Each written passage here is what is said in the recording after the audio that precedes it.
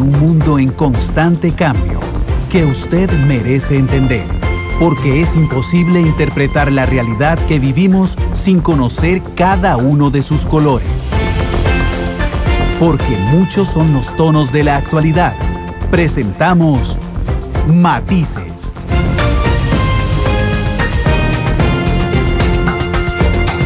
Una producción de Noticias Monumental.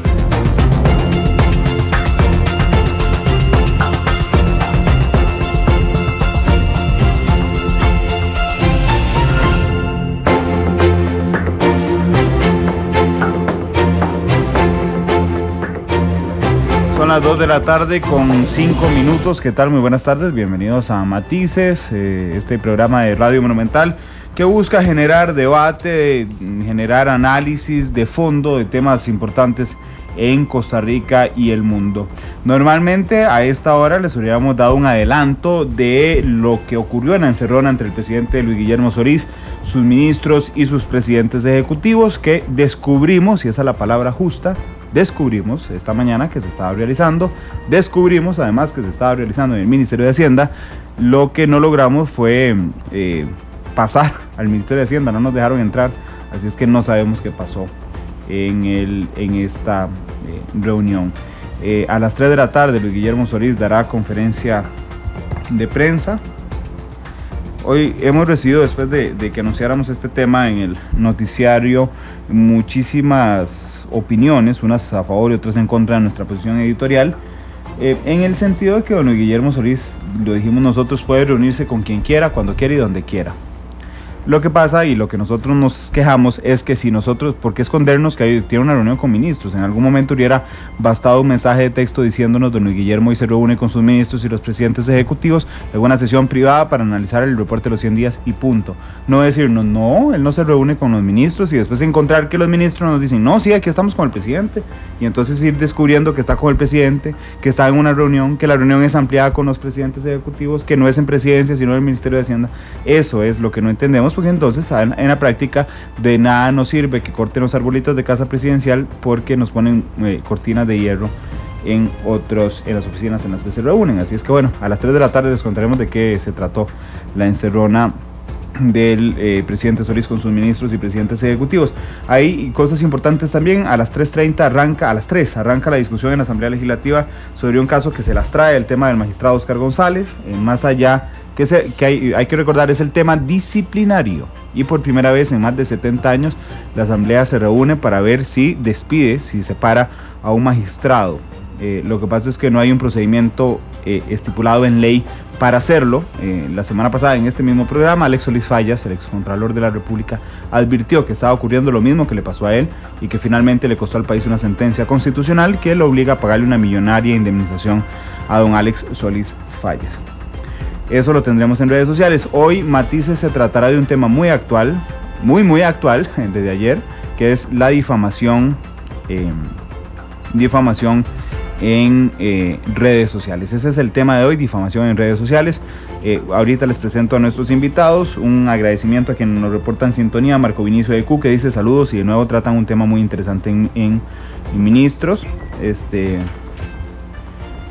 Además dice el ministro que cantó que Luis Guillermo Solís estaba en reunión de fijo le llovió. En reunión de fijo le llovió. Fueron varios, de hecho. Libreta en mano para tomar las mejores notas de Matices, dice Stuart Marín Bravo. Gracias a todos por su sintonía. Recuerde que nos puede escuchar en vivo 93.5 en FM, nos puede en cualquier parte de Costa Rica, nos puede escuchar en vivo en cualquier parte del mundo en www.monumental.co.cr y nos puede observar a partir de las 8:30 de la noche a través de Canal 2, la imagen de la radio. En la radio nos acompaña Glenn Montero, en Canal 2 hoy Rodolfo Chacón. Vamos a empezar Matices, como es normal, con un estado de situación en nuestra sección de boceto que nos hace nuestra productora Isel Martínez, para después venir y presentarles a nuestros invitados. Son las 2:08. Las grandes obras inician con un borrador. Para elaborar el tema de hoy, este es nuestro boceto.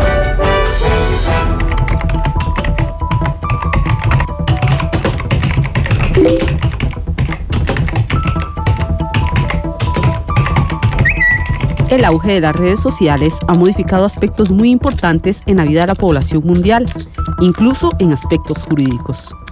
Según la última encuesta de Unimer publicada en septiembre de 2013, en promedio los cibernautas permanecen cerca de 2.8 horas diarias en Internet y el 86% accesan a alguna red social.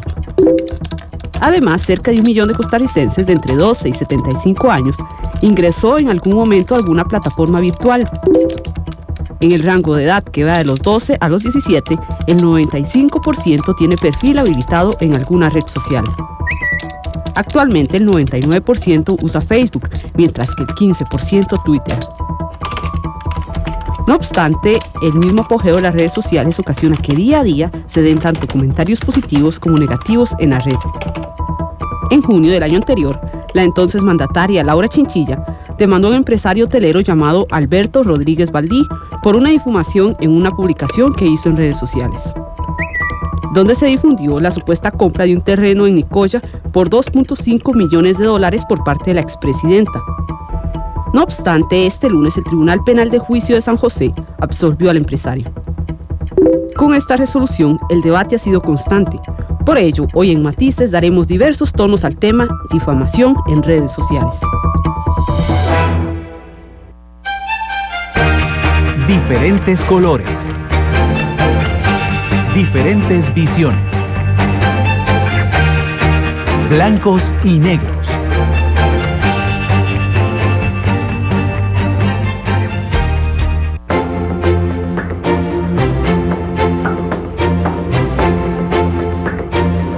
Con 11 minutos de la tarde, gracias por acompañarnos en esta nueva edición de Matices.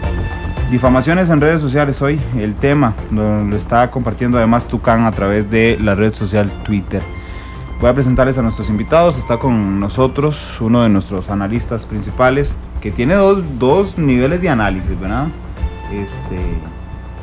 Por un lado, en el tema de la Asamblea Legislativa y por otro lado, en el caso penal. Don Belisario Solano, ¿qué tal? Buenas tardes, don Belisario. Un gusto de saludarlo, don Randall, y a nuestro querido compañero y amigo, colega, y a todos ustedes, y compartir un tema que sin duda se las trae y que podría marcar un antes y un después en el tema del manejo de las redes sociales y en el comportamiento de la clase política de Costa Rica. Gracias por estar aquí. También está don Rodrigo Araya, abogado penalista, analista de Noticia Monumental. Rodrigo, ¿qué tal? Muy buenas tardes. Buenas tardes, Randall, un placer estar compartiendo esta tarde con usted, con mi querido amigo y colega Belisario y con todos los radioescuchas y todas las personas que nos están observando. Precisamente un tema muy actual, un tema que se ha puesto de moda en razón del reciente juicio que instauró la expresidenta de la República, y esperamos poder tratar un poquito este tema de las difamaciones en redes sociales y otros delitos, a efectos de que pues el público pueda estar informado de lo que se puede y no se puede hacer y de lo que eventualmente podría traerle consecuencias, ya sea a favor o en contra. Para ser claro absolutamente con nuestra audiencia, ninguno de los dos tuvo nada que ver, ¿verdad? En el proceso que terminó. No, absolutamente ninguna relación. Ok, empecemos. Ayer en una entrevista que le hicimos en la segunda emisión de Noticia Monumental estuvo don Belisario con Ego Altacuña también. Los dos, digamos que a mí inclusive me sentaron en el tema, ¿verdad? Y entonces me decían, ojo, que lo que pasó ayer en el Tribunal Penal, que es muy interesante, que es una decisión unánime de los tres jueces, bueno, de los dos juezas y el juez, de que no hubo una lesión objetiva al honor de la presidenta Chinchilla. Eso no tiene nada que ver con que sea mentira lo de la compra de la finca, digamos. Y ahí es donde yo quiero empezar para intentar generar de alguna forma un programa muy didáctico donde la gente, incluyéndome, aprendamos a saber qué es esto del honor objetivo, subjetivo, porque es mentira pero no daña el honor, don Belisario. ¿Qué es el honor y qué es un daño objetivo al honor? Bueno, este es un tema en donde don Rodrigo nos va más bien a ilustrar más desde el punto de vista doctrinal por su formación de penalista y estar todos los días en esto. En delitos contra el honor, injuria, calumnia, difamación, siempre lo que se tutela es precisamente el interés jurídico a tutelar, es el honor, el prestigio, la dignidad, el decoro que una persona pueda tener ante el medio social en el cual se desenvuelve. Y es precisamente lo que las normas penales o lo que el Código Penal ha ido configurando y ha ido tratando de adecuar conforme va evolucionando nuestra sociedad. Y ha sido a través de las jurisprudencias, de los fallos de la misma Sala Tercera, que se han ido estableciendo una serie de principios que son básicos para poder estructurar cuándo estamos en presencia o no de una lesión al honor objetivo, al honor subjetivo que una persona pueda tener. Una cosa es lo que yo pueda creer de mí prestigio, de mí como persona, de manera individual, y otra es lo que la sociedad en la colectividad pueda perfectamente tener. Y en este tipo de procesos, sin duda alguna, ese honor objetivo implica un elemento probatorio, una carga probatoria muy alta para el querellante, y pareciera que por ahí hay una falencia en cuanto al proceso, que habrá que verlo en el razonamiento que hacen los tres jueces dentro de 15 días, para ver qué es lo que los conduce a ellos a llegar al nivel de certeza o al nivel suficiente para poder emitir un juicio de valor que absuelve en este caso al empresario Baldí. Bueno, estoy recordando las clases de Derecho a Periodistas que nos dan en la Universidad de Costa Rica, donde nos lo enseñan de manera muy sucinta, porque nosotros, por supuesto, no traemos todo el bagaje del derecho. Y recuerdo a mi profesora Giselle Bosa, la profesora Giselle Bosa, claro, ¿verdad? Que nos decía, es muy fácil, ¿verdad? Cuando a ustedes, digamos, el honor objetivo es lo que los otros piensen de usted y el honor subjetivo es lo que usted piensa de usted. Yo sé que es muy sucinto, pero digamos, así es como hay que entenderlo. Sí. Así es. Rodrigo. Sí, efectivamente, esa es tal vez la definición más clara de lo que es el honor subjetivo y el honor objetivo. Efectivamente, el honor subjetivo es lo que yo piense de mí mismo, lo que yo piense que yo soy, lo que valgo, lo que crea que sea mi prestigio. Y el honor objetivo es precisamente lo que los demás, lo que la sociedad, lo que la colectividad cree que yo soy, que yo valgo. Y en ese tanto nosotros tenemos que tener claridad. Es la reputación. Es la reputación, exactamente. Lo que se estime de parte de los demás que sea mi reputación. Entonces, aquí hay que entender este fallo en lo siguiente. Se absuelve al señor Baldí porque el tribunal considera que los hechos son atípicos. Eso significa que las acciones que doña Laura consideró que afectaban su honor no lo eran. ¿Y por qué? Entre otras porque, dijo el tribunal, no afectaron su honor objetivo. Es decir, su reputación. Su reputación ante los demás. Puede ser, Randall, que usted a mí me diga X palabra y yo considere en mi fuero interno que eso me está ofendiendo. O puede ser que usted me diga que yo soy algo que yo no soy y eso a mí me ofende. Sin embargo, esa misma manifestación, que puede ser por escrito, puede ser verbal, aunque yo considere que a mí me está afectando, se puede llegar a demostrar que frente a los demás no causa ningún daño o no causa ningún prejuicio. Tomemos en cuenta también, Randall y Belisario, que inclusive en estas supuestas publicaciones que hace el señor Baldí a través del Facebook, ni siquiera menciona el nombre de doña Laura Chinchilla. Entonces se hace toda una construcción en la que ella considera que evidentemente se le está haciendo un ataque a ella se siente ofendida y probablemente pues pudiese sentirse ofendida, eso no lo podemos cuestionar, pero lo que el tribunal concluye es de que esas manifestaciones que hizo el señor Baldí no le afectaron el honor objetivo porque no se puso, llamémoslo así, no le causó ningún perjuicio a su reputación y por lo tanto nos dice, son hechos atípicos y no hay delito. Si usted me lo permite, Randall, yo sí quiero hacer una reflexión muy breve y es lo siguiente. Independientemente del resultado de este proceso en el que se llegó a determinar que no existió delito porque no se comprobó un daño efectivo al honor de doña Laura, tenemos que reflexionar en el hecho de que con el advenimiento de las redes sociales y el furor que esto ha traído a nivel mundial, qué sé yo, tal vez de los últimos 10 años para acá o de los últimos 5 años para acá, las redes sociales es un caldo de cultivo, es un medio idóneo para que una persona pueda verse expuesta a ser denunciada por una difamación, una injuria o una calumnia. Nosotros creemos, y la gente cree que puede abrir su Facebook, puede entrar al Facebook de los demás, por ejemplo, es esta red social, y poner un comentario sin pensarlo, y bueno, esto le puede acarrear graves consecuencias. Hay que tener mucho, pero muchísimo cuidado con lo que se escribe en redes sociales, con lo que se dice en redes sociales, con lo que se envía por correo electrónico, porque eventualmente en una de estas una persona se puede sentir ofendida y también puede causar un daño al honor objetivo y verse envuelta en un proceso por injurias, calumnias o difamación en el que pueda ser condenado. Y esto también trae una consecuencia civil porque se le puede condenar al pago de daños y perjuicios. Yo aquí vamos a caer más adelante en el tema, ¿verdad? Porque el soporte, de decirlo de alguna forma, en el que se ofende a alguien, no es el que nos dice si es delito o no, ¿verdad? Es decir, si usted ofende a alguien en redes sociales, por papel, por escrito, por como sea, el soporte no cambia, sino es la acción en particular. Pero les decía que yo quería que este programa fuera muy didáctico, precisamente para ir aprendiendo paso por paso, y entonces desmitificar lo que ayer, con cierto higadazo de alguna parte de la población, se dijo, y es que esto daba vía libre, ¿verdad?,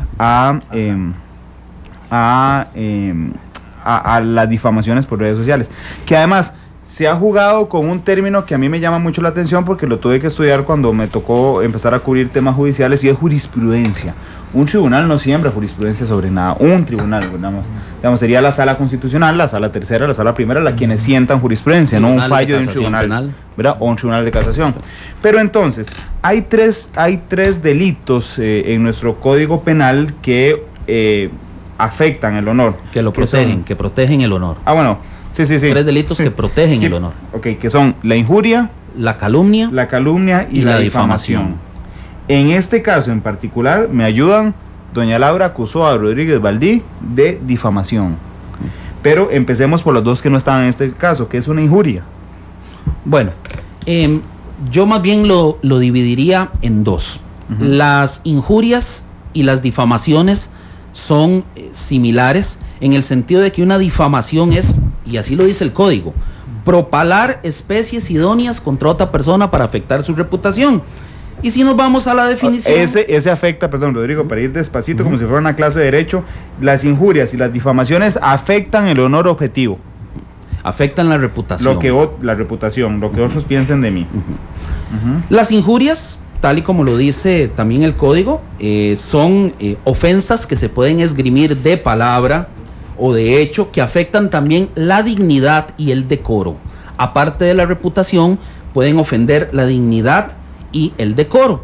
Y son muy similares, para que la gente lo comprenda, son muy similares. Yo, a través de una manifestación que se haga, puedo querellar a alguien por injurias y difamaciones al mismo tiempo, porque puedo sentir afectada mi reputación y a la vez también mi dignidad o mi decoro. Estas se diferencian de las calumnias en que la calumnia es una manifestación, una atribución de una acción delictiva. Entonces, decir que usted es un ladrón, por ejemplo. Exacto. Decir que una persona cometió un delito, decirle a alguien ladrón, por ejemplo. Decirle a alguien abusador, decirle a alguien violador, o atribuirle un hecho concreto a alguien. Corrupto, para hablar de eso, que es muy dado en redes sociales. Aquí hay calumnias para arriba y para abajo, ¿verdad? Exacto. La corrupción es un delito y de dos tipos. La corrupción política, llamémosle, y la corrupción a nivel sexual. Entonces, llamarle a una persona corrupta sería una calumnia, porque es atribuir un hecho delictivo. Es más grave. Es más grave, inclusive. No hay mucha diferencia en la pena, ¿verdad? Pero sí está más sancionado, un poquito más gravoso. Es un poquito más gravoso y tiene tal vez consecuencias importantes a la hora de hacer un cobro civil de daños y perjuicios. Es diferente que a uno lo ofendan de cualquier manera, a que lo ofendan diciéndole que uno comete un delito. Claro. Entonces es más grave. Sin embargo, estos 3, injurias, difamaciones, que vienen siendo prácticamente lo mismo, y las calumnias están reguladas en el código y tienen una pena de multa. La pena para estos delitos es una pena de multa y no una pena de prisión. Ha habido discusiones desde hace muchos años, claro, inclusive, de que este tipo de acciones despenalizarlas, de que ya no sean delito, sino de tramitarlas como a un nivel administrativo. Sin embargo, bueno, las mantenemos en nuestro código penal, precisamente como un delito, pero sí que la gente sepa de que su pena no es una pena de prisión, sino que es una pena de multa. Por lo tanto, se considera un delito menor. Las veces que se cometa. Las veces que se cometa. Crea antecedentes penales, por supuesto. Una persona que es condenada por injurias, calumnias o difamaciones, se le va a manchar su hoja de delincuencia. ¿Acarrea responsabilidad civil? Sí. Y Randall, nada más también por un aspecto didáctico y Belisario, claro. Hay un cuarto delito que se llama ofensas a la memoria de un difunto. Sí, claro. ¿Verdad? No debemos olvidar que también ofender la memoria de un difunto es delito y se puede tramitar también en una querella y tiene una pena de 10 multa. Entonces, resumiendo, la calumnia es la atribución de un hecho delictivo a alguien, y las injurias y las difamaciones son la propalación de especies idóneas para afectar a la reputación, y también el hecho de esgrimir palabras por cualquier soporte, Randall, escrito o verbal o en red social, una carta, un correo electrónico, que afecten la dignidad o que afecten el decoro. Todas protegen evidentemente un honor objetivo, pero también un honor subjetivo. Y finalizo también diciéndoles que tiene que hacerse con el ánimo de ofender, ¿verdad? Ese es el aspecto del dolo. No es sin querer, no es de manera culposa, sino con el ánimo de ofender, con el ánimo de causar un daño a ese honor. Bueno, nada más quiero, porque nos está pidiendo señor Galimatías en Twitter, dicen, ¿pueden por favor citar el famoso comentario de Alberto Rodríguez Baldí? Bueno, efectivamente él dice, textualmente, él dice: estoy de visita en una península de Nicoya y en estas paradisíacas playas pregunto por una finca hermosa. Me responde el lugareño que la adquirió nuestra presidenta en $2,5 millones de Ese es, digamos, el párrafo principal del comentario, ¿verdad? Que después en el juicio, que me parece un detalle, no vamos a profundizar ahí, él dice, lo copié de algún lado y no me acuerdo dónde. Ok, entonces ya Rodrigo nos ayuda a ubicar, digamos, en dos grupos. ¿Verdad? Los delitos que protegen el honor. Don Belisario, en este en particular nos decía Rodrigo que los dos protegen el honor objetivo, es decir, mi reputación, y el honor subjetivo, lo que yo pienso de mí mismo. En este caso de doña Laura, ella demandó por difamación. Sí. Pero ¿por qué el tribunal usa en la explicación de su por tanto solo el elemento del honor objetivo y no lo que doña Laura pensó de ella misma cuando le dijeron esto, que es el subjetivo, don Belisario? Bueno, por eso es fascinante lo que están pasando primeramente los penalistas de este país en estos 15 días, porque está en el proceso de redacción del fallo, de la fundamentación y la motivación que tuvo el tribunal. Pinto, ¿sí? Exacto, vamos a mirar, diría Pinto, exacto.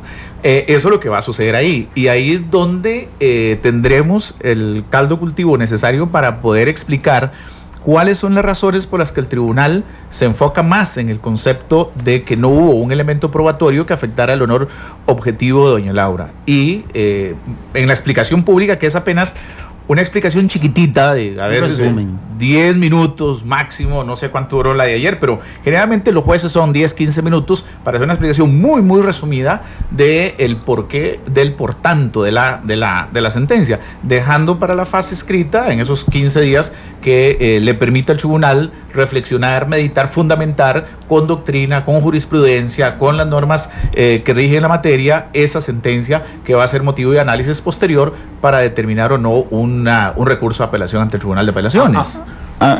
Bueno, adelante. Randall, es que hay que ponerse a analizar este asunto. Si yo escribo en una red social que, por ejemplo, usted, Randall Rivera, fui a Guanacaste y me dijeron, aquí hay una propiedad que la compró don Randall Rivera en $2,5 millones, me limito a señalar eso, cuestionémonos, ¿eso le afecta a su reputación? Esa es la pregunta que se hizo el tribunal. Claro. Y entonces, el deber de doña Laura y su cuerpo de abogados era demostrar que esa afirmación le afectaba la reputación. Porque, por ejemplo, yo leo ese comentario y yo podría en mi interior pensar qué barbaridad, de dónde habrá cogido, etcétera, o simplemente leerlo y no pensar absolutamente nada. Es decir, hay una carga de la prueba en la que ella debió de demostrar que ese simple comentario le afectó la reputación. Y entonces, dentro de ese contexto, con solo para el delito de difamaciones que no haya afectación de la reputación, no haya afectación del honor objetivo, los hechos se vuelven atípicos. Sí, que aquí yo quiero decir una cosa, porque Rodrigo acaba de decir la carga de la prueba, y para los que no somos abogados, digo, para volver aún este programa mucho más didáctico de lo que ya es, la carga de la prueba significa que usted que acusa tiene que demostrar que la otra persona cometió un delito, porque siempre se parte de que la otra persona es inocente, es decir, nadie tiene que demostrar su inocencia, sino hay que demostrar que se cometió un delito, y por eso era el cuerpo de abogados que le dijo Rodrigo de doña Laura los que tenían que probar que había un daño al honor objetivo de doña Laura. Claro, así como usted lo establece, Randall, efectivamente, si yo acuso, si yo querello, yo tengo que probar, en este caso, si es un delito de difamación, la existencia del daño al honor, porque el daño al honor es parte de lo que es el delito. Entonces yo tendría que haber llevado prueba para demostrar que ese comentario del señor Baldí afectó su reputación. Eso es lo que se llama carga de la prueba. ¿Cómo se demuestra, Randall y Belisario? ¿Cómo se puede probar eso? Bueno, en Costa Rica hay libertad probatoria. Como sea. Testigos, como sea. Mientras sea un medio legal, como bien lo dice usted, como sea. Pero es que interesante que en esta discusión doctrinal, si se quiere enfocar, ¿qué afecta? La reputación de la figura de la máscara, que es la presidencia de la República, en el ejercicio de ese momento, sí. O la reputación íntima o personal que pueda tener doña Laura en su esfera privada. ¿Ok? Porque esta es una discusión que ustedes los penalistas tienen y que nunca vamos a acabar, que es el tema de ese límite existente, sí, claro, entre el derecho a la intimidad, ¿ok?, versus la libertad de expresión o el derecho a la información que pueda tener el ciudadano común y corriente. Bueno, de hecho ya volvemos con ese tema para ir a una pausa. Nada más quiero referirme, porque nos decía Franco 2178 en Twitter, se podrían referir al artículo 33 y al nivel de tolerancia que deben soportar los funcionarios públicos, son diferentes ellos. Es un punto interesante, y voy a contestar yo antes de ir a la pausa desde el otro lado de la acera, digamos, desde periodista, y le cuento a Franco, he preparado mañana tengo que dar una conferencia yo sobre acceso a la información pública, y de hecho fue un punto que toqué. Efectivamente tienen que tener un umbral, digamos, lo que dijo el tribunal no es nuevo. Esto de que los funcionarios públicos tienen que tener un umbral mayor, digamos, de mayor tolerancia a la crítica. Eso lo ha dicho la Sala Constitucional en todos los fallos referentes a este tema. Lo que pasa es que el mayor umbral no significa que no tenga que resguardársele el honor, ¿verdad? Es decir, sino que la revisión se hace, digamos, con unos límites diferentes. Es más elástico, exactamente. Elástico. Pero eso no significa que no exista el honor y que tengan que resistir cualquier ataque. Vamos a la pausa. Cuando regresemos, seguimos hablando de este tema.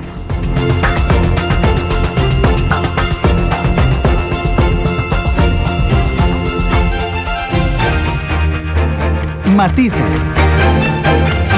Los tonos de la actualidad. Matices.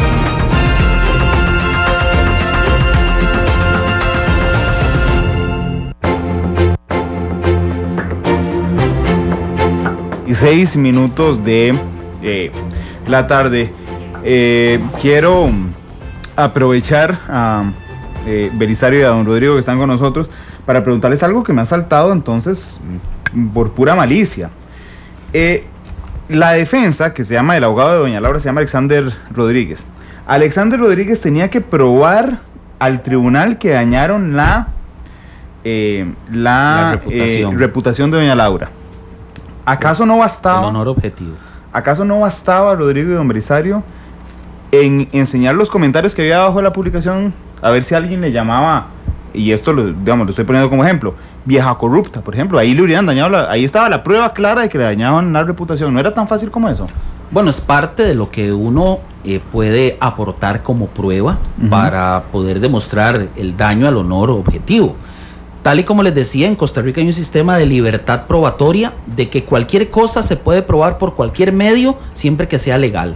Entonces, efectivamente, para demostrar una afectación a la reputación, al honor objetivo, porque la difamación lo que protege es el honor objetivo, efectivamente uno puede aportar testigos, por ejemplo, que hayan leído el comentario y que puedan externar. ¿Usted qué pensó? ¿Usted qué pensó? ¿Cuál es su concepto ahora de doña Laura una vez que usted leyó esta situación, este comentario, que usted se dio cuenta de esta circunstancia? O también comentarios que se hayan escrito, si esto se hizo en una red social, comentarios que se hayan podido hacer como consecuencia del comentario del imputado, como para intentar demostrar ese daño a la reputación. Esto es lo que llamamos la carga de la prueba. Era obligación, efectivamente, del cuerpo de abogados de doña Laura demostrar ese daño, y se podía hacer por cualquier medio. Don Belisario, ¿qué le parece a usted? ¿No era tan fácil como presentar uno o dos, aunque sea dos comentarios? Sí, inclusive lo que a mí me llamó la atención es que Juan Marco Rivero iba a presentar, el abogado del empresario, Rodríguez, iba a presentar precisamente esa prueba. Era parte de la prueba de la defensa, que el tribunal no admitió, creo que por extemporánea, porque no se dio dentro del plazo que permite el código para la presentación de los elementos probatorios de la defensa. Y más bien eso le hubiera servido a doña Laura y a su abogado, como para sustentar esa lesión que eventualmente se hubiese dado. Este tema de los delitos contra el honor es un tema que se está poniendo muy en moda en este momento, pero es muy técnico desde el punto de vista del derecho penal. Es decir, sumamente técnico. Exacto, un leve fallonazo en la construcción del elemento acusador, de la acusación como tal, puede ser que se caiga prima facie la demanda. Eso es algo que yo quiero determinar. Si la absolutoria se da, ¿verdad?, por un error de la parte demandante, o se da tras un análisis de la situación. Sí, por el fondo. Obviamente lo sabremos cuando esté la sentencia, pero ¿qué ven ustedes? Sí podemos adelantar que es... O sea, la absolutoria viene como consecuencia de un análisis de fondo. De hecho, recuerdo cuando el tribunal indicó que los hechos son atípicos. ¿Qué significa eso? Para que la gente nos entienda. Que se hace un análisis de los hechos querellados y se contrastan o se contraponen con la norma, con el delito. Se revisan a ver si es delito. Si encuadran, exactamente. Ese comentario que usted acaba de leer, Randall, que hizo el señor Baldín en esa red social, ¿encuadra dentro del delito de difamación, sí o no? Si no encuadra, porque por ejemplo no se logró demostrar que no afecta la reputación, es atípico. Entonces podríamos decir que esta absolutoria se da por un análisis ya de fondo, una vez evacuada pues la prueba que presentaron las partes dentro del término de ley, pero sí dejar claro que es en sí el comentario contrastado o contrapuesto, haciendo un encuadramiento con lo que establece el artículo 146 del Código Penal, que es el tipo de la difamación, que no, el tribunal encuentra que esos hechos son atípicos porque no constituyen una difamación, porque no se logró acreditar el daño a la reputación, al honor objetivo de doña Laura, en ese caso concreto, de ese comentario concreto. Y ahora, por supuesto, tendremos que leer del fallo si efectivamente entonces el tribunal va a decir que echa de menos la prueba de la parte demandante sobre este elemento propio del daño. Eso ya será un aspecto pues que tendremos que ver con el fallo completo. Pregunta David Barrientos, y creo que es la misma consulta que se hacen muchos usuarios de redes sociales desde ayer. Con el fallo dado, ¿cuánta libertad tienen los usuarios de comentar lo que quieran en redes sociales? Yo me atrevería, don Belisario, a decir exactamente la misma que tenían la semana pasada. Es una sensación falsa, perdón, Belisario. Esa no sería no ha cambiado nada. Esa sería tener un fallo absolutorio y creer que entonces ya uno tiene libertad de hacer los comentarios que quiera, sería tener una sensación falsa. O sea, se sigue protegiendo el honor, ya sea en el soporte de redes sociales o cualquier otro. El tema aquí fue que ese comentario en particular no afectó el honor de doña Laura, lo que no significa que si yo dentro de 15 minutos me pongo a ofender a personas en Twitter o en Facebook o en un correo, no me pueda ver yo envuelto en un proceso y me puedan condenar. Hay casos recientes que los tribunales, y más, ya los tribunales están llenitos de procesos por temas de redes sociales. Recuerdo ahorita el de Juan Luis Hernández, por ejemplo, uno que ya fue motivo de resolución por parte del juzgado penal de Cartago, de anulación por parte del Tribunal de Apelaciones, con un juicio de reenvío posterior. El más reciente que yo recuerdo ahorita era el 16 de mayo, en el caso Campbell Aguilar, en donde hubo una retractación, lo que significa una disculpa que solicitó de manera pública, en este caso la que se sentía ofendida, y el querellado tuvo que pagar un espacio en un periódico en donde ofrecía las disculpas del caso. Aquí ya hay procesos en curso. La gente tiene que entender muchísimos procesos hay. Que las redes sociales es como el instrumento precisamente para cometer el delito. Y se están dando una serie de recomendaciones en doctrina con respecto a cómo uno tiene que actuar con respecto al tema de escribir, inclusive. El hecho de escribir todo con mayúscula en redes sociales significa gritar. Ahí se podría estar manifestando cuál es la voluntad de la persona que está emitiendo la ofensa o la injuria, la difamación. Es muy diferente escribir, podría ser diferente escribir corrupto con minúscula que con mayúscula. Tal vez nosotros la intencionalidad. Sí, así es. Tal vez hayan existido poquitos casos tan públicos como estos, pero yo les puedo decir que en mi práctica profesional y de lo que yo conozco, los tribunales de juicio están llenos, pero saturados de procesos de querellas por injurias, calumnias y difamaciones por comentarios hechos en Facebook, por comentarios hechos en Twitter. Entonces, que no nos lleve a una falsa sensación de que podemos decir una absolutoria, entonces ahora yo puedo salir y decirle al señor presidente que es un ladrón, que es un corrupto, etcétera. No. El derecho sigue protegiendo el honor de todas las personas y lo que revisa un tribunal es el caso concreto. Lo que dijo Alberto Rodríguez Baldí es mentira, ¿verdad? Digamos, doña Laura no se compró un lote en Nicoya. ¿Mentir es delito? Mentir no es delito. No, ¿verdad? Mentir es delito entonces, únicamente en el tanto esa mentira le genere a usted un daño en su honor. Entonces significa que el hecho de que no sea cierto que ella se comprara un lote, es decir, lo que dijo Rodríguez Baldí, per se no es delito, no importa si es mentira o verdad. Así es. Que es, yo creo, digamos, en algún momento donde se ha dado porque dicen, es que se probó en juicio que era mentira. Bueno, y sí, está bien, pero mentir no es un delito. Mentir como un ejercicio de no decir la verdad propiamente no es delito, y en tratándose de la protección de los delitos contra el honor, pues evidentemente, repito, tiene que haber algo más allá, es decir, la afectación al honor. Claro que tal vez para otro tipo de delitos, ejemplo, una estafa, el mentir puede ser parte también de una estafa. Pero para los delitos pero una mentira como honor, una mentira como tal, pues no es delito. Es que ahí entra el aspecto subjetivo de la figura como tal, que es la intencionalidad con la que yo hago el comentario, con la que yo expreso el dolo, ¿verdad? Que hay que tener la intencionalidad que hay que tener con respecto a la especie que se está dando. Y también prestemos atención a esto. Yo puedo hacer el comentario y decir, llegué y pregunté y me dijeron que se había comprado la propiedad en $2,5 millones. Me dijeron. Puedo estar citando otra fuente. Eso pasa mucho, Randall, con los periodistas. Claro.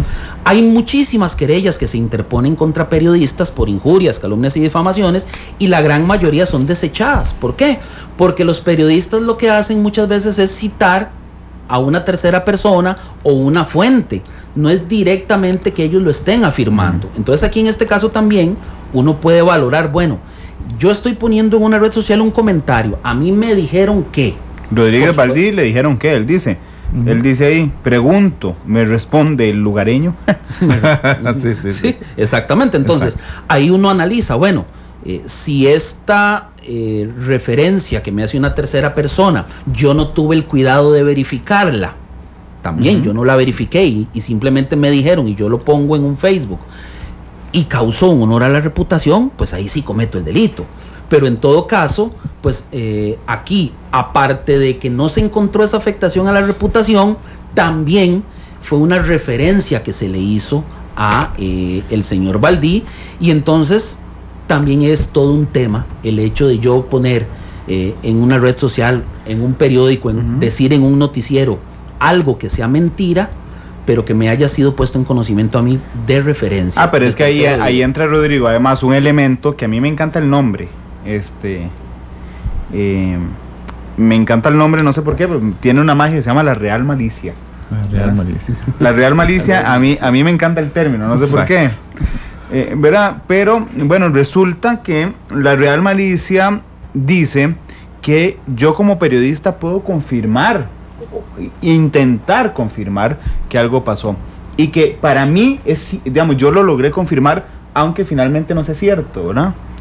Y es un elemento interesante, digamos. Tal vez Baldí, no es este caso, porque eso no se tocó en juicio, pero Rodríguez Baldí, tal vez él, digamos, intentó confirmar, hizo un esfuerzo por confirmar, y tal vez para él era cierto que Lotera era presidenta. Ahí hay real malicia. Y también se puede analizar, la intención del señor Baldí no era ofender, no era causarle un daño a la reputación de doña Laura. Tal vez la intención de él haya sido informar. Bueno, por eso es que la parte querellante tiene que haber demostrado que su intención era dañar el honor. Exacto. Porque perfectamente pudo, el señor Baldí puede decir, mire, mi deber como ciudadano ante una persona con esa investidura fue informar lo que a mí me comentaron. Así es. Bueno, pero es en el elemento subjetivo diferenciar esa intencionalidad, esa intención que tiene el sujeto que causa la figura, en donde hay que diferenciar si es una broma, porque en muchos casos podría ser una broma. En muchos casos. En otras podría entrar a un elemento narrativo o informativo, como usted lo hace. Más pareciera, la figura que se da aquí es una narración de lo que le contaron. ¿Okay? Una información de lo que le contaron. Bueno, y que su intencionalidad no sea una broma o mucho menos causarle una lesión. Está bien redactado. Está bien. Es abogado, creo, ¿no? Claro, es abogado, se cuidó a la hora de redactar. Exacto. Son las 2:49. Quiero agradecerle también al abogado Luis Ángel García, quien nos acompaña a esta hora vía Skype, que nos acompaña no solo por la radio, sino también a través de Canal 2, para que nos brinde también su punto de vista de lo que ha ocurrido con este caso que le llaman popularmente Laura versus Baldí. Don Luis Ángel, ¿qué tal? Muy buenas tardes. Buenas tardes, muy buenas. Gracias y gracias por acompañarnos esta tarde vía Skype. ¿Qué le parece a usted la sentencia de el día de ayer? He conversado con Belisario Solano y con Rodrigo Araya, que me acompañan aquí en el set, en el sentido de que hubo una incapacidad de los abogados de doña Laura de probar que había un daño al honor objetivo de doña Laura, y hemos visto también la redacción que hizo el empresario. ¿Qué le parece a usted lo que pasó ayer en el Tribunal de Juicio de San José, don Luis Ángel? Muchas gracias. Primero que nada, un saludo a los clientes y a los dos colegas ahí presentes en el estudio. Yo en esto he sido muy cauteloso, don Randall, porque sinceramente no conozco la sentencia. Claro. Y antes de tener un criterio más amplio, yo quisiera conocer la totalidad de esa sentencia. Conocemos lo que han dicho los medios de comunicación, conocemos la explicación que dieron los jueces ayer, pero realmente creo que uno, para formarse un criterio 100% objetivo, debería analizar, leer y estudiar todos los considerandos de esa sentencia, porque ciertamente, como han dicho los colegas, creo que es novedosa en lo que pareciera establecer, pero también estoy de acuerdo con el criterio que ellos han externado de que en el fondo no puede ser que se cambien las reglas del juego que tenemos en Costa Rica. O sea, no puede ser que una persona impute hechos delictivos a alguien y solo porque lo haga a través de una red social se piense que va a tener carta libre para decir de las personas lo que quieran. Y tampoco estoy de acuerdo, o más bien, estoy de acuerdo con que un funcionario público tiene que, por supuesto, por su cargo, está expuesto a crítica, observaciones subjetivas de las personas, pero yo no creo, no estoy de acuerdo, no estaría jamás de acuerdo con que una persona tenga por qué soportar solamente porque ostenta un cargo público, tenga que soportar que alguien lo injurie y mucho menos que lo calumnie, que le impute la realización de hechos delictivos cuando no lo ha hecho. Creo que es un derecho humano de cualquier persona proteger y sostener su honor. Claro, yo estaba intentando determinar junto a don Belisario y a don Rodrigo si les parecía, porque como no conocemos la sentencia integral, ¿verdad? Ni nosotros ni ninguna de las partes, claro, excepto el comentario que hizo ayer el tribunal, intentar determinar si fue un fallo o un vacío de la parte querellante, es decir, del abogado doña Laura, es decir, un problema técnico o fue un análisis de fondo. Por supuesto que aquí hay en redes sociales, por ejemplo, a esta hora hay un montón de opiniones diferentes. Hay, por ejemplo, Olman Rímola nos dice, para mí hubo una afectación directa, voy a ver si encuentro el comentario en particular. Dice, me parece que el fallo Laura versus Valdía afectó la reputación objetiva de doña Laura en el imaginario colectivo. Por ejemplo, él dice eso, ¿verdad? Pero dice David Barrientos, a mí me parece más bien que afectó la reputación subjetiva. Antes del comentario, poca gente pensaba bien de ella. Entonces don Olman introduce, le pregunté a personas sin mayor preparación académica y piensan que doña Laura perdió el juicio. A eso me refería en que afectó, digamos, lo que piensa la gente de doña Laura. En este sentido, ahorita le pregunto a don Belisario y a Rodrigo que está con nosotros, ¿usted cree, bajo su apreciación, que hubo una afectación con esa publicación en particular del honor objetivo de la expresidenta Chinchilla? Pues podría ser, don Randall, podría ser que sí. En realidad lo que se pretendió hacer fueron lo que normalmente llama nuestro pueblo tirar la piedra y esconder la mano. Yo en lo personal, y en esto quiero ser muy sincero, siempre tuve una posición muy crítica, a veces hasta ácida, con la administración de la señora Chinchilla Miranda, pero sí creo yo que una persona, sea quien sea, así sea la presidenta de la República,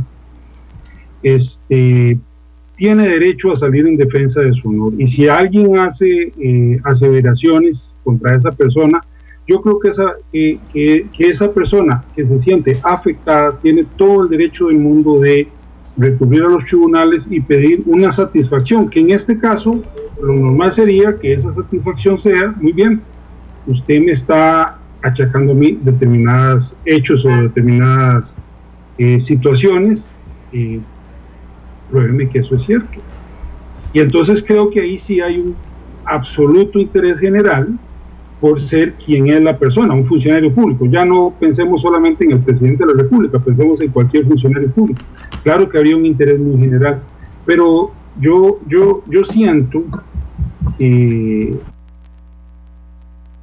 siento que necesitamos estudiar este fallo, don Randall, definitivamente, porque en lo personal me parece un poco atrevido opinar sobre suposiciones, y yo creo que hasta que no tengamos ese fallo, hasta que no estudiemos los considerandos, no vamos a tener los elementos necesarios, todos los insumos para poder externar un criterio más objetivo y más certero sobre el tema en específico. Don Isabel, muchas gracias por compartir con nosotros esta tarde, regalarnos unos minutos para hablar sobre este tema. Por supuesto, y les cuento, es algo en lo que estoy familiarizado en los últimos años desde que inicié mi cobertura judicial, y es que nosotros los medios nunca contamos con la sentencia entera, ni las partes tampoco. Contamos con un por tanto y tenemos que ponerle tantísima atención a la explicación de los jueces después del por tanto para ir, digamos, explicándole a la gente cuáles son, por lo menos a priori, los considerandos que ha tomado el tribunal. Así es que nos esperaremos a la sentencia integral del Tribunal Penal de San José. Vamos a ver si tenemos listo a Esteban Arone. Un segundo nada más le robo para ir a la Comisión Nacional de Emergencias, que ha hoy emitido una alerta amarilla, entiendo, por el fenómeno El Niño. Esteban, ¿qué tal? Muy buenas tardes. Muy buenas tardes a ustedes, Randall, y a todos los oyentes de Matices, aquí a través de Monumental, la radio de Costa Rica. Lo dice usted bien, y generalmente hay una paradoja, Randall, cuando se declara alerta amarilla es por la fuerte acción de las lluvias, por los aguaceros, por inundaciones, pero en esta ocasión es todo lo contrario. Se declaró una alerta amarilla en el Pacífico Central y específicamente también en el Pacífico Norte para todo Guanacaste debido a la escasez de lluvia. Hay zonas en Guanacaste, Randall, que han reportado hasta un 65% menos de lluvia que lo que se esperaba, y esta acción precisamente da a entrever de que es urgente la declaratoria de una alerta amarilla por el fenómeno de El Niño. Repetimos, en el estado de alerta amarilla se encuentran el Pacífico Central y el Pacífico Norte. Esta declaratoria permite a la Comisión de Emergencias y a otras también, entre ellas el Ministerio de Agricultura y Ganadería, el propio Instituto Meteorológico Nacional, desarrollar acciones operativas que estén destinadas a activar comités municipales de emergencia de la zona y transferencias de información y también de especie, es decir, por ejemplo, alimento para el ganado, alguna especie de acciones de dotar de agua a las zonas, sobre todo en la provincia de Guanacaste, donde se ha hecho mucho énfasis de que hay problemas de abastecimiento de agua por parte del Instituto Costarricense de Acueductos y Alcantarillados. Queda esta tarea después de que se da la declaratoria de alerta amarilla, y bueno, eso es básicamente lo que en resumen ha declarado hace pocos minutos la alerta amarilla la Comisión Nacional de Emergencias por el fenómeno del Niño. No es una declaratoria de alerta amarilla por lluvias, sino más bien por escasez de lluvias, todo lo contrario a situaciones anteriores, y bueno, habrá que esperar si llueve por lo menos un poco en la zona de Guanacaste, principalmente para ya pensar en el verano del año entrante, en la estación seca, que sí generará mucho problema porque los niveles de abastecimiento de agua están prácticamente nulos en estos momentos debido a la escasez de lluvias en el Pacífico Central y principalmente en el Pacífico Norte de nuestro país. Toda la ampliación de esta información más adelante en www.monumental.co.cr y por supuesto ya con la reacción de los especialistas a las 7 de esta noche en nuestra tercera entrega de Noticias Monumental. Gracias, Esteban, por tu reporte desde la Comisión Nacional de Emergencia. Son las 2:58. Ustedes no se imaginan la cantidad de comentarios que hay en redes sociales ahorita. Espero que ninguna sea difamación. Así es que vamos a la pausa, regresamos para ir contestándole a la gente rápidamente lo que nos está consultando. 2:59.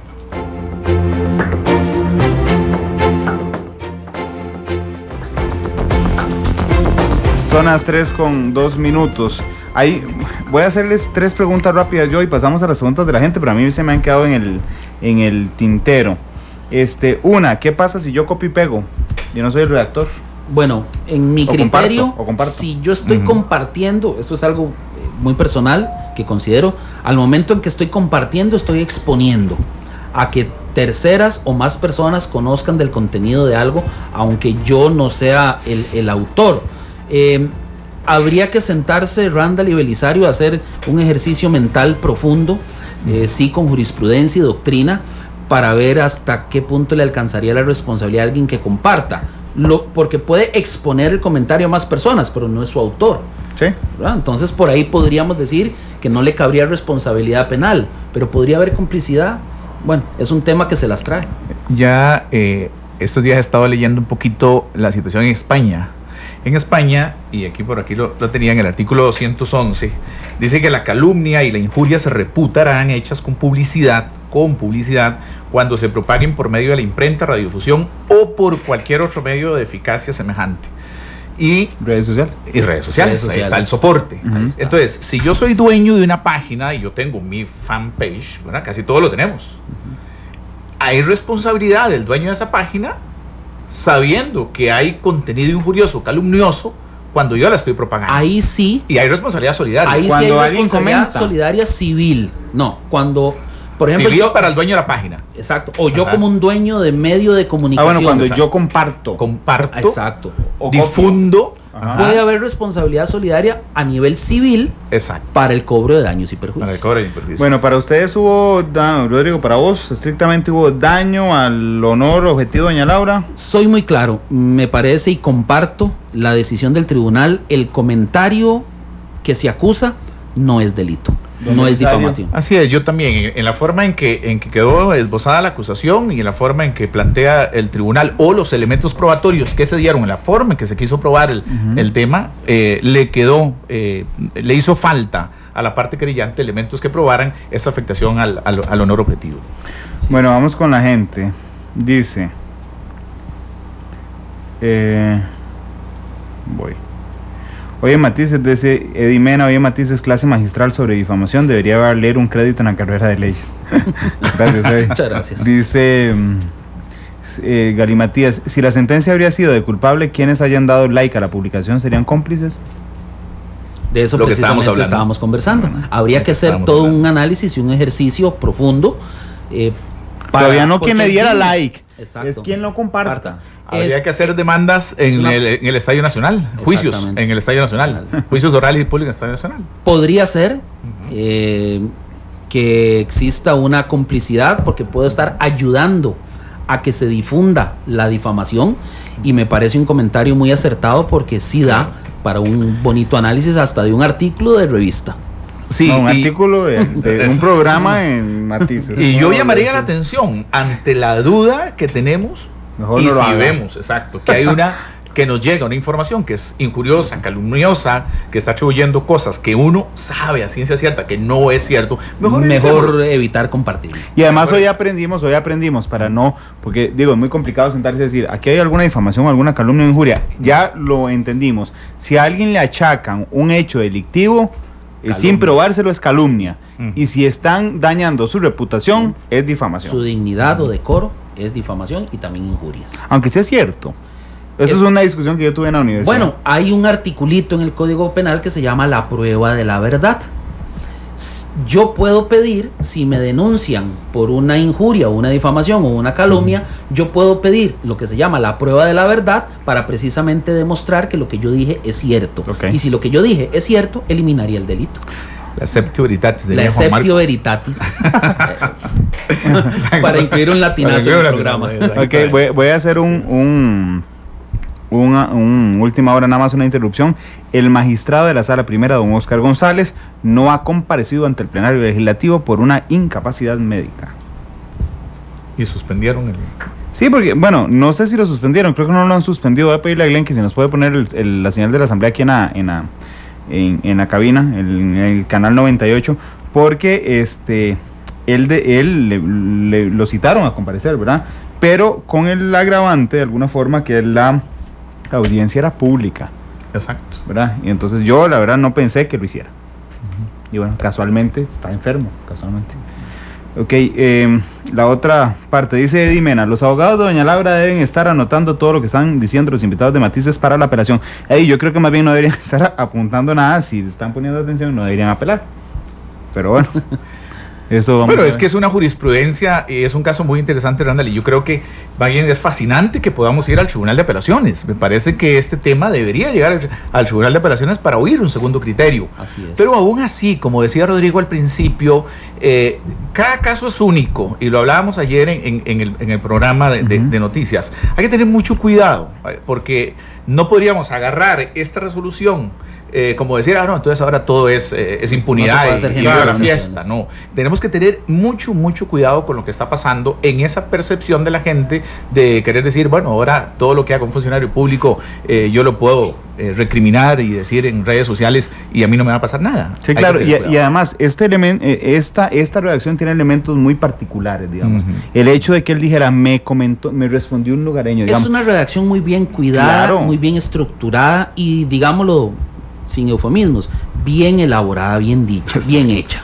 Voy a ir un momento no difamatoria. Vamos un momento al plenario, ¿les parece?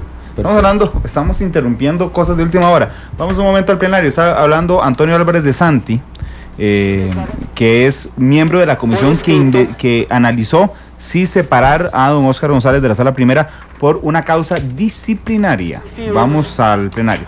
Por la sentencia de la Sala Constitucional y podamos pronunciarnos en el caso por el fondo. Quisiera además, para que las señoras y señores diputados estén conscientes de el debido proceso, el derecho a la defensa, etcétera, que tengamos presente de que nosotros no estamos estableciendo una acusación o un caso nuevo contra el señor magistrado, que lo que estamos haciendo es conociendo, sí, señor,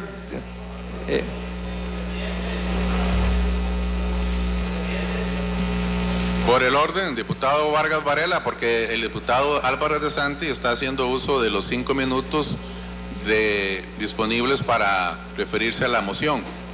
Precisamente, presidente, me parece que lo que está diciendo don Antonio es muy importante, y viera que aquí casi no se escucha nada, hay demasiado ruido, presidente.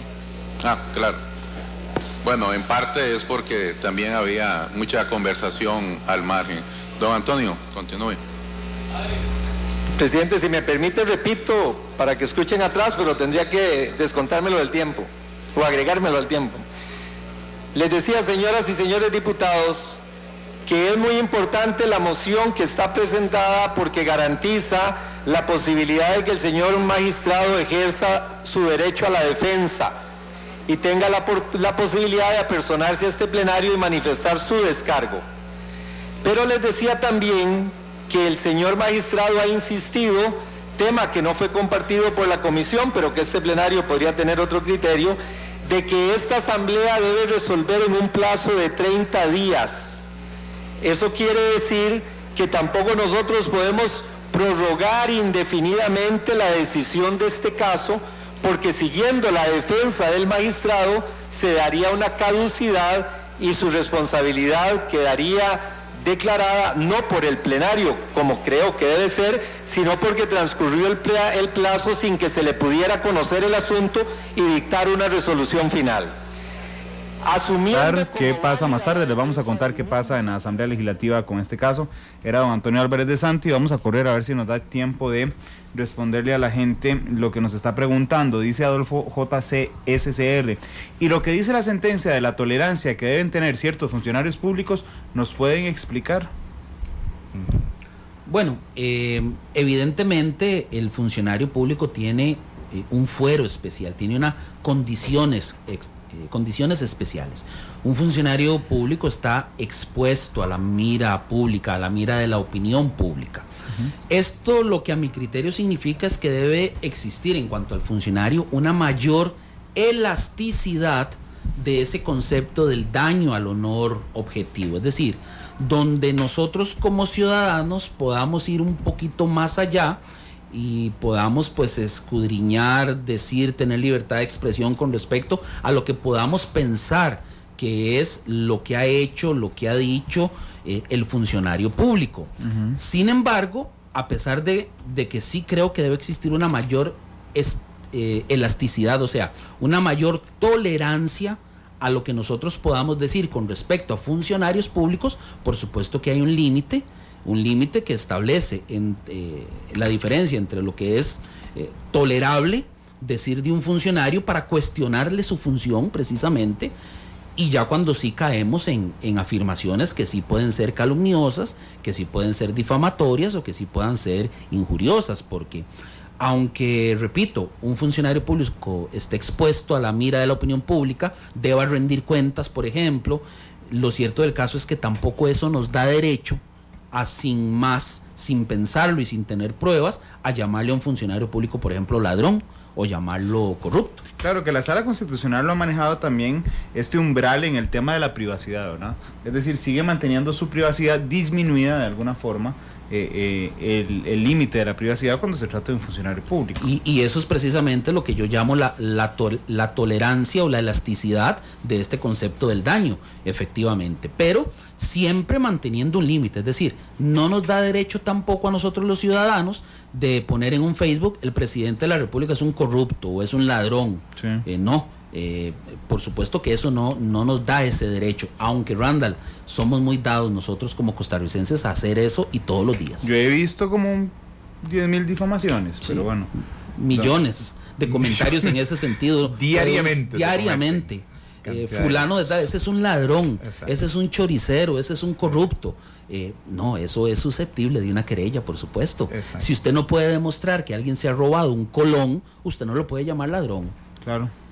Sebastián Castelli, que es un autor que se refiere al tema del funcionario público, el derecho versus derecho a intimidad, cita al juez Achaval y en una resolución dice que el alcance de la protección al derecho a intimidad resulta inversamente proporcional a la necesidad profesional de notoriedad. Es decir, a mayor exposición pública, menor derecho a la intimidad. elasticidad. Por ello, el pensamiento y la acción del hombre político tienen trascendencia decisiva en la vida de la comunidad en general, y de ahí que su derecho a la intimidad debe ser restringido en aras de la información y la formación de la opinión pública. Entonces, si usted quiere estar en el sector público o quiere tener notoriedad, tiene que tener claro que eso tiene un precio. Por supuesto. Se está restringiendo su derecho a la intimidad. Y en ese aspecto, la colectividad que lo premia con esa notoriedad que usted quiere, se la va a cobrar. Tiene un precio. Claro, porque si usted quiere ser presidente de la República y necesita notoriedad para conseguir votos, su vida va a estar expuesta. Claro. También lo podemos extender a otro tipo de figuras públicas, un futbolista, por ejemplo. Claro, sí. Ahí quería llegar yo, a la gente de la farándula también. La gente de la farándula. Le decía a Hernán Morales, ahora que íbamos saliendo ahí, que íbamos hablando de ese tema. Le digo, me decía, pero es que hay licencia para matar ahora, Sí, no solamente la clase política, sino también cualquiera que tenga autoridad pública. Así es. Está expuesto a una situación de este tipo. Y comentaba yo en la mañana que qué bonito haber, y gracias a Dios que me dio la oportunidad de estar en las dos aceras, de haber estado en el mostrador, al otro lado del mostrador, que cuando uno ha estado en el ejercicio de la función pública. Así es. O inclusive uno mismo que ejerce función pública y como notario público. Exacto, nosotros que ejercemos como notarios, ¿verdad? Es una función pública. Es una función pública, estamos expuestos, tenemos menos derecho a la intimidad. Sí. Somos expuestos a eso. Le decía ayer a unas maestras que me pidieron una opinión sobre el tema. Usted es funcionaria pública. Usted como maestra se ve expuesta a una serie de repercusiones y usted tiene menos derecho a la intimidad. Entonces tiene que tener cuidado. Bueno, también. El tema de los salarios, por ejemplo, que ha sido históricamente visto por la Sala Constitucional. Antes, recuerdo, no se conocía, porque decían, no, es que es la intimidad del funcionario, cuánto gana. Después la Sala Constitucional dijo, no, señores, aquí hay fondos públicos, información pública. Es totalmente información pública, así es. Sí. Lo que sí tenemos que tener claro para redondear el tema es que esta situación de esta elasticidad que llamo yo, sí nos debe... sí tenemos que pensar que debe haber siempre un límite. No podemos ir por la libre, ni por este fallo, ni por hablar de un funcionario, persona pública, ir más allá de lo que pueda provocar un verdadero daño al honor objetivo, al honor subjetivo. Nos pregunta Olman Rímola, ¿y qué pasa cuando la calumnia viene de un periodista, la publica en su medio de comunicación y la comparte la gente? Yo le voy a explicar un poquito a él qué pasa. En mi experiencia, en mi práctica profesional, cuando he tenido la oportunidad de estar en juicios donde hay inmersos periodistas o de presenciarlos, normalmente los tribunales de la República aplican una causa de justificación que se llama el ejercicio de un derecho, y es el derecho a la información. Ya hay reiterada jurisprudencia en el sentido de que lo que pueda transmitir un periodista cuando está citando a una fuente, aunque no sea verdad, no necesariamente es delito, no porque no pueda causar daño, porque sí puede ser una acción típica que cause un daño al honor objetivo, sino que el periodista está brindando esa información o está diciendo ese hecho, lo está publicitando en el ejercicio legítimo de un derecho. Entonces, normalmente, lo digo así de claro y por conocimiento, normalmente nuestros tribunales de justicia lo que aplican propiamente al profesional, al periodista, es una causa de justificación que de alguna forma le permite poder dar a conocer hechos que a la postre pudieran ser efectivamente calumniosos. Pero los tribunales se decantan entonces por justificar esa acción. Hay una frase que me gusta y que reflexiono en esto. Es que el periodista es en realidad la polea de transmisión entre la sociedad y los grupos de poder. Ajá. ¿Okay? Y esa labor de uno como periodista y en el caso de uno como tal que ejerce como periodista, que hace labor de investigación, tiene la necesidad de ir buscando esas rendijas, esos grises, ¿verdad? Para poder encontrar los blancos y negros.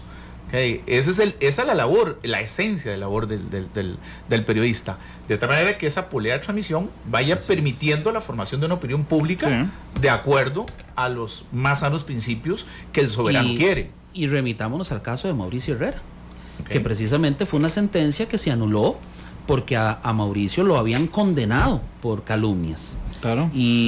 Pero él había copiado el artículo de una publicación europea. Claro, eventualmente eso no lo eximía desde el punto de vista del tipo penal de haber cometido una calumnia o una difamación, porque pudo haber propalado especies idóneas, pudo haberle atribuido falsamente hechos, aunque estuviera haciendo una copia, él lo estaba transmitiendo y en el medio en el que lo hizo, en el periódico en el que lo hizo. Pero hubo un esfuerzo por confirmarlo, ¿no es cierto, Rodrigo? Que fue lo que finalmente lo salvó en el tema de la real malicia. Lo que pasa es que sí se comprobó que esa publicación no era cierta lo que se informó, pero lo que se ha considerado, Randall y Belisario, y hay, repito, mucha jurisprudencia, es que el periodista actúa amparado a una causa de justificación en el ejercicio legítimo de un derecho, y por lo tanto no comete delito.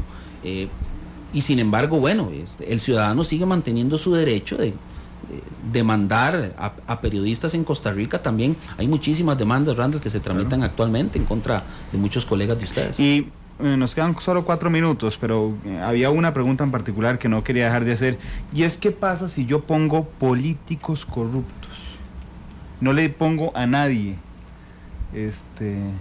que es un político corrupto, sino digo políticos corruptos o diputados corruptos o magistrados corruptos. ¿Qué pasa? Bueno, si me lo permite, pues yo, si soy magistrado y alguien publica magistrados corruptos, yo estoy legitimado para demandar. Yo puedo demandar a alguien por una calumnia, por ejemplo, porque yo soy magistrado y llamó corruptos a los magistrados. El punto para mí difícil, y lo que habría uno que pensar y aconsejar a su cliente, si tuviera un cliente yo magistrado que quisiera hacer una demanda de este tipo, es cómo yo demuestro que a él exclusivamente se le causó este daño a su reputación con esa manifestación, porque yo soy magistrado, me llaman corrupto, puedo demandar, pero ¿cómo demuestro el daño? Hay 27 magistrados, digamos que es más fácil identificar hacia quién va, pero cuando usted dice políticos. Exacto. Yo en mi práctica, a un político que venga con un caso de estos le digo: no perdamos el tiempo.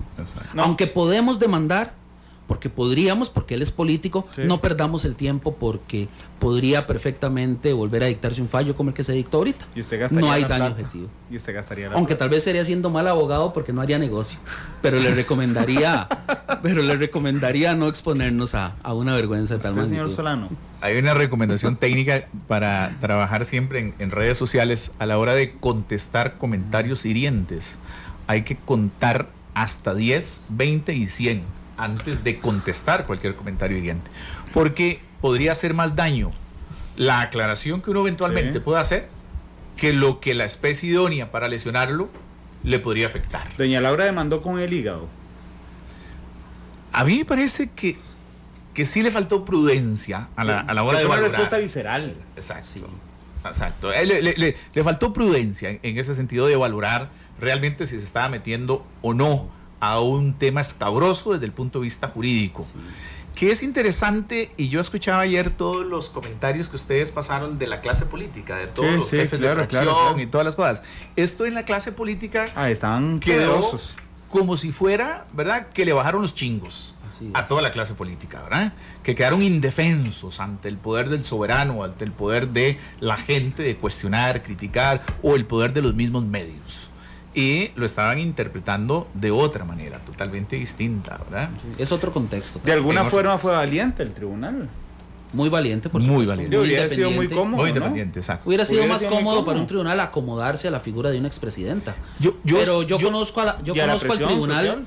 Y los los tres son de una extraordinaria carrera judicial, gozan de muchísimo prestigio como jueces, son totalmente objetivos y me parece, como siempre, que lo que sale fortalecido es el sistema judicial costarricense. Yo creo que si hubiésemos hecho una encuesta después de cerrado el capítulo de conclusiones del tribunal al momento de la emisión del fallo, antes de la emisión del fallo, yo casi garantizo que un 95% de la opinión pública pensaba que iba a salir con incluido Rodríguez Valdí. incluido él, porque él lo que deja ver en su última, sí, en su conclusión es que lo van a condenar y que el tribunal tiene cero credibilidad para hacer lo que va a hacer. Así es. Y yo creo que él es el primer sorprendido, ¿verdad? Cuando sale en el helicóptero, en el Ferrari, ¿no? Que en el Ferrari, así es. Bueno, Fernando Muñoz dice, ahí está, políticos de Costa Rica corruptos, matices, ¿quién dijo miedo? Bueno, y es que lamentablemente hay hechos que se dan, ¿verdad? Entonces, cuando viene una sumatoria de hechos de denuncias y entonces hay un ministerio público colapsado de denuncias contra políticos, ¿verdad? Y lo que venga ahora después de los 100 días, en lo que don Luis Guillermo ha mencionado, ha dicho que podría eventualmente comunicar a la opinión pública. Okay, esa percepción se va dando y se va dando. Bueno, un poco el sentimiento de desahogo de la sociedad costarricense fue con el resultado electoral último. Así es.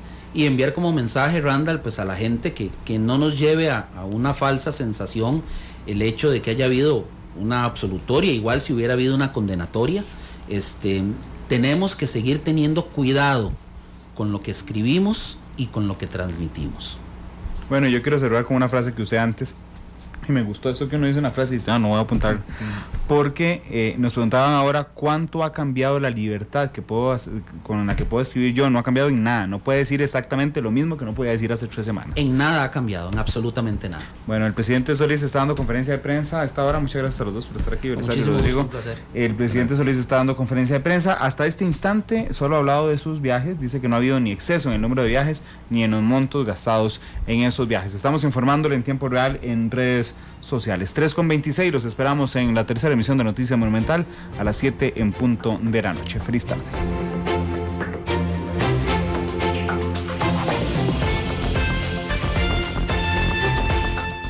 Matices por Radio Monumental.